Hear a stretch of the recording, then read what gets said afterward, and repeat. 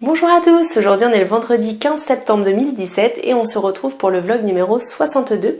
Donc aujourd'hui je vais vous parler de l'alimentation puisque j'ai plusieurs questions qui sont revenues de manière récurrente sur les derniers jours. Donc du coup je me suis dit je vais y répondre en vidéo. Donc on m'a demandé si aujourd'hui j'avais du plaisir lors des repas. Enfin j'avais toujours plaisir à manger lors du repas. Donc la réponse elle est oui. Aujourd'hui je ressens le même plaisir lorsque je mange qu'avant l'opération. Maintenant ça n'a pas toujours été le cas puisque après l'opération, les premières semaines on est vraiment dans une phase où on redécouvre les sensations, on redécouvre son corps. Pour ma part j'appréhendais beaucoup de me réalimenter.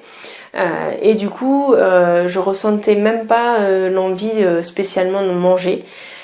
Par contre, ce que je ressentais à nouveau et que je ne ressentais plus avant l'opération, c'est vraiment le besoin physiologique de manger, c'est-à-dire les crampes d'estomac, etc.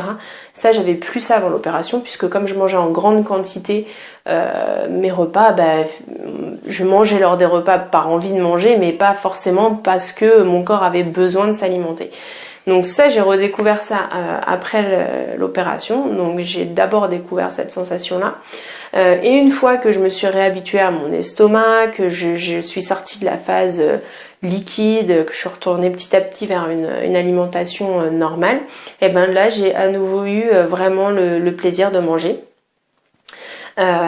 Donc c'était aux alentours des 3 mois post-op, en sachant que également moi j'ai eu 2 mois de période liquide, donc c'est difficile aussi dans ces périodes là d'avoir vraiment le plaisir de manger parce que la seule solution c'est de varier et c'est pas toujours évident de trouver en fait la solution ou la recette qui va convenir.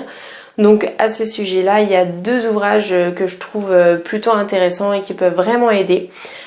C'est les recettes bariatriques post-op série 1 et 2 qui vous proposent du coup des recettes pour les différents repas de la journée et les différentes étapes où vous êtes, savoir liquide, mixé, normal, etc.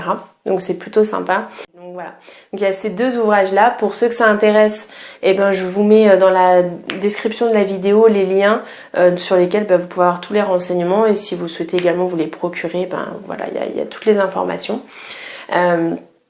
Et donc petit à petit, effectivement, si on arrive à varier et puis avec le temps, on retrouve bien la sensation de plaisir en mangeant. En tout cas, en ce qui me concerne, c'est tout à fait le cas.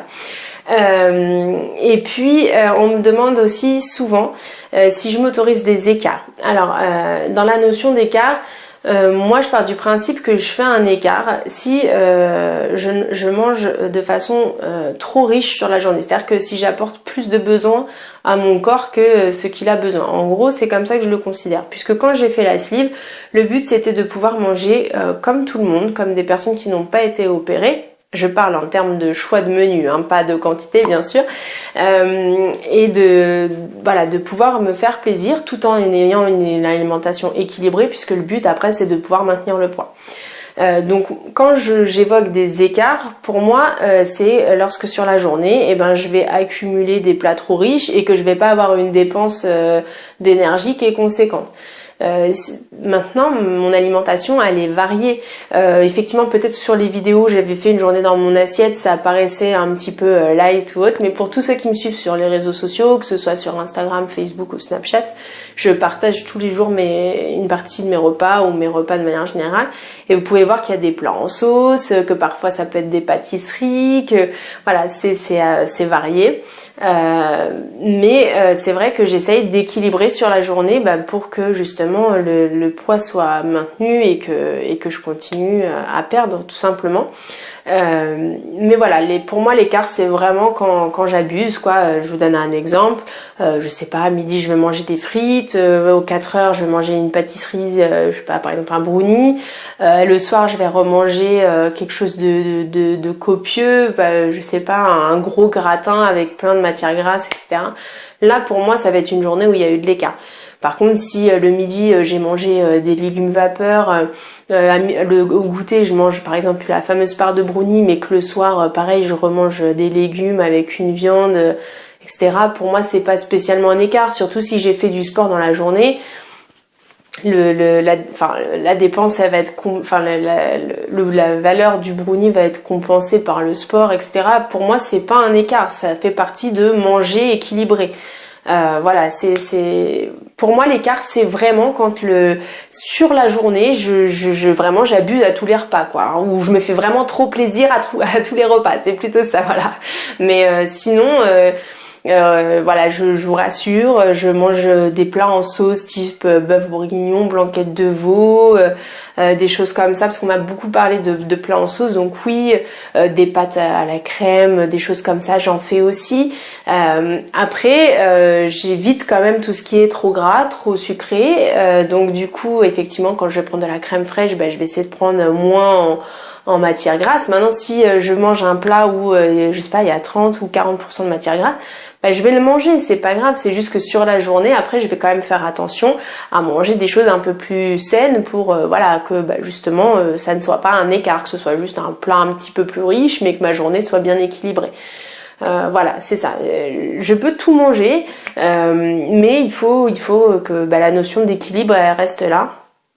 Et que les fameux écarts, quand ça m'arrive sur une journée, je les compense sur les jours qui suivent. Donc soit j'augmente le sport, soit sur les jours qui suivent, j'essaye vraiment d'alléger les menus, c'est-à-dire manger plus de légumes, de choses comme ça. Au lieu de manger, je sais pas, une collation par exemple, une petite madeleine avec un yaourt, je vais plutôt manger un fruit avec un yaourt. Vous voyez, des choses comme ça en fait. Mais voilà, je vous rassure, je mange normalement, comme une personne qui n'a pas été opérée. La seule différence, c'est que je mange moins et que j'ai plus de repas fractionnés sur la journée. Donc voilà, c'est vraiment, je pense que c'est vraiment important de vous rassurer là-dessus. Je ne mange pas que des légumes vapeur ou des menus type régime, non, pas de ça. Quand je veux manger des légumes vapeur, c'est parce que ça me fait plaisir d'en manger ou parce que voilà, je veux compenser un écart. Mais sinon, non, je mange normalement. Voilà. Si vous avez aimé la vidéo, n'hésitez pas à vous abonner en cliquant dans le petit cercle sur lequel apparaît mon visage juste ici. Vous pouvez également voir ou revoir la vidéo que j'avais fait en présence de Sandra Ferreira, qui est diététicienne nutritionniste et qui avait répondu à des questions plus détaillées en cliquant juste sur l'image ici. Je vous souhaite à tous un bon week-end et je vous dis à vendredi.